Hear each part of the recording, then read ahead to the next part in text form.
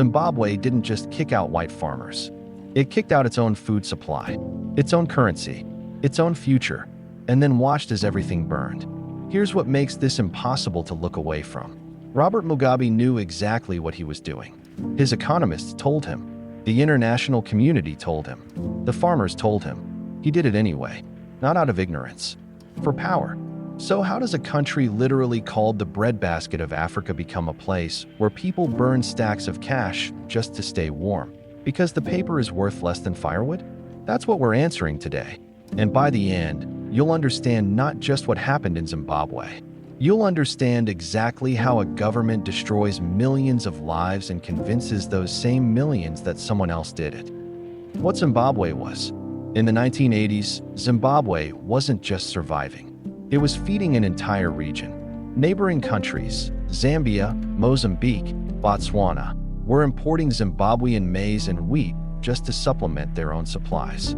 One country, feeding a region. And at the center of it all was tobacco. Zimbabwean tobacco was world famous. International buyers flew into Harare from Europe, Asia, and the Americas, not because they had to, but because Zimbabwean tobacco was among the finest on earth. At its peak, Zimbabwe was the sixth largest tobacco producer in the world. The foreign currency pouring in from those exports was the financial backbone of everything. Now here's the part that makes everything that follows so painful. The people producing all of this, the commercial farmers, were white, about 4,500 of them, and they owned roughly 70% of the country's most fertile land. That wasn't an accident. That was colonialism. Under British rule and later under Ian Smith's white minority government, black Zimbabweans had been systematically stripped of their land. 15 million black Zimbabweans were pushed onto overcrowded, poor, agriculturally marginal land, while a tiny white minority controlled the best soil in the country. That injustice was real. That wound was deep. And Mugabe knew from day one that land was the most explosive issue in Zimbabwe. For the first decade, he was careful. Government bought land from willing sellers, redistributed it slowly, imperfectly. Much of it quietly ended up with political allies rather than the rural poor. But the farms kept producing. Zimbabwe kept eating. Then Mugabe started losing. By the late 1990s, the economy was under strain. Mugabe had sent troops into the Democratic Republic of Congo, $1 million a day. Money Zimbabwe didn't have. The treasury was bleeding. Inflation was creeping. People were starting to ask questions he had never had to answer before. Then came the war veterans. The men and women who had fought Zimbabwe's liberation war felt forgotten. In 1997, they marched on Mugabe's offices, made demands. He panicked. He agreed to pay each veteran $50,000 plus a monthly pension. No budget provision, no plan, no warning to his own finance minister. The cost hit instantly. The Zimbabwean dollar lost 74% of its value. In one day, Zimbabweans called it Black Friday, and it was only the beginning. In 2000, Mugabe put a new constitution to a national vote. It would let the government seize white-owned land without compensation. It would expand presidential power. He expected to win. He lost. Let that land. A man who had defined himself as the father of the nation, untouchable, unbeatable, just got beaten by his own people. At the ballot box, he didn't reflect. He didn't adapt. He found an enemy. Within weeks of losing the referendum, Mugabe launched what he called the fast-track land reform program. What followed was not a program. It was a purge. War veterans and ZANU-PF loyalists began arriving at white-owned farms across Zimbabwe, not with legal papers, with machetes, with clubs, in some cases, with guns. Picture this. A family that has farmed the same land for 3 generations wakes up to strangers occupying their fields. Equipment smashed, livestock slaughtered, not for food, for intimidation. And surrounding their farmhouse, men with weapons who have been told by their government that this land is no longer yours. By nightfall, the choice is made for them. Leave, or face what comes next. Most left, and the farm workers, black Zimbabwean men and women who had spent their entire working lives on these farms, whose children went to school there, who had built homes there, they were not considered in any of this. Their homes were demolished. Their livelihoods vanished overnight. These were the people the program claimed to be helping. They received nothing. White farmers who tried to fight back legally found the courts had been compromised. When the Supreme Court ruled the invasions were illegal, Mugabe replaced the judges. By 2002, commercial white farming in Zimbabwe was effectively finished. 4,500 farmers reduced to fewer than 500. And what replaced them? Generals, ministers, political loyalists who had never farmed a day in their lives. Men who wanted the land not to grow food, but to own something, to signal their closeness to power. Grace Mugabe, the president's wife, acquired multiple farms. The country is collapsing. People are going hungry. And the president's wife is collecting farms. James was a tobacco farmer in Mashonaland. Third generation. His grandfather had broken that land. His father had built the irrigation system. He had spent 20 years learning exactly how to make that specific soil, in that specific climate, produce the finest leaf possible. When the men arrived, he didn't fight. He'd heard what happened to the ones who fought. He loaded his family into a truck, left the equipment, left the irrigation system his father built, left 20 years of his life in a field he would never see again. The farm that replaced him produced nothing.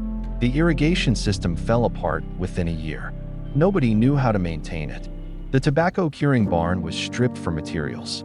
The fields that had fed export markets across 3 continents went to bush. And James's story wasn't unique. It played out 4,000 times across Zimbabwe. 4,000 farms. Silent. And here is how the silence spread, because this is the part most people miss when they tell this story. When a farm dies, it doesn't die alone.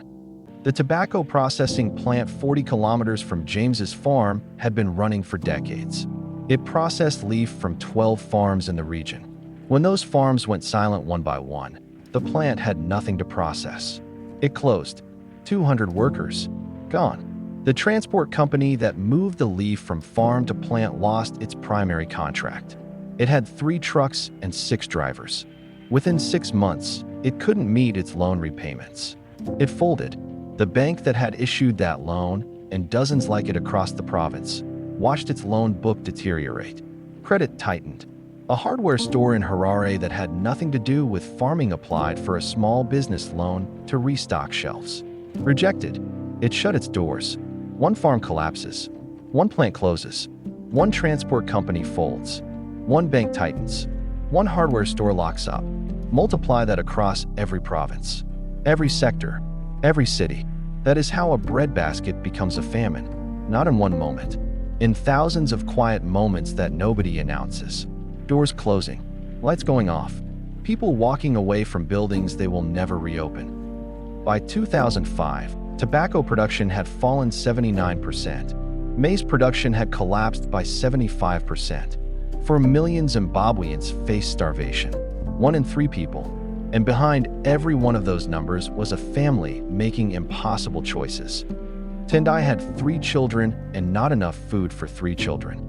Every morning, she made a calculation that no parent should ever have to make. Which child eats adequately today? Which 2 go without?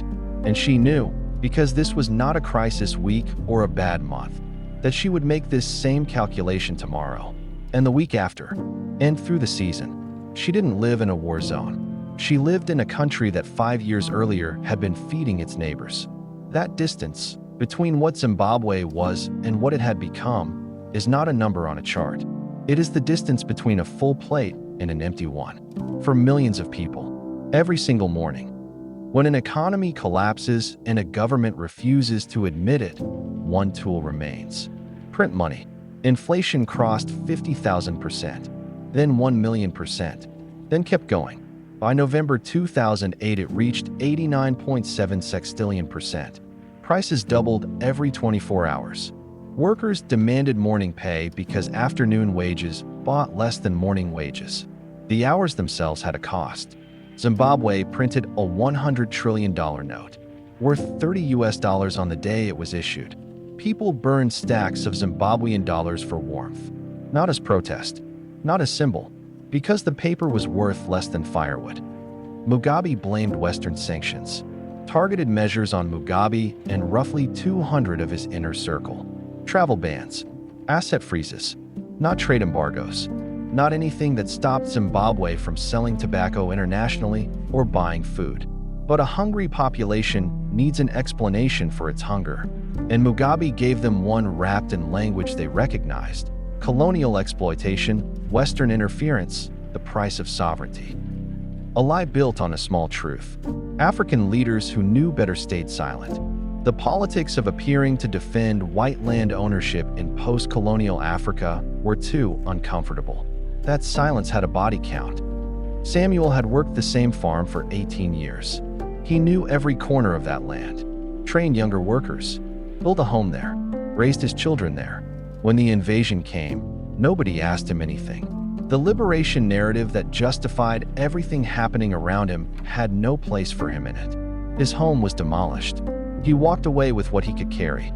No compensation, no resettlement, no acknowledgement that he had ever existed on that land at all. 150,000 farm workers like Samuel were displaced in the first years of the seizures. The people the program claimed to liberate, left with nothing. By 2008, the architecture of lies could not hold. A power-sharing deal forced Mugabe to accept opposition leader Morgan Tsvangirai as prime minister. The unity government made one decision immediately. They abandoned the Zimbabwean dollar, US dollars, South African rand, Botswana pula. The printing press went silent. Within weeks, not months, not years, shops began refilling. Supply chains cautiously reappeared. That speed is the most damning fact in this entire story. The moment the government stopped printing money, the crisis stabilized. Which means everything: the hyperinflation, the starvation, the burning of currency for warmth, was not caused by sanctions, not by global markets, not by bad luck. It was a choice, sustained deliberately, for political survival. Mugabe died in 2019 in a hospital in Singapore, removed from power 2 years earlier, not by his people, but by the generals he had rewarded with stolen farms. Men who decided they wanted power for themselves. He died in a foreign hospital, in a country with better healthcare than the one he ruled for 37 years. One man decided his hold on power was worth more than his country's survival. The farms didn't go to the poor. They went to generals, ministers, and loyalists. Men bound to Mugabe not by ideology, but by complicity, by the shared knowledge of what had been taken and who had taken it. Because when you give a general a stolen farm, you cannot later admit the theft. You are bound together by what you took. Zimbabwe still imports food. The breadbasket of Africa, still importing food. That is what political survival, purchased with a nation's hunger, actually costs.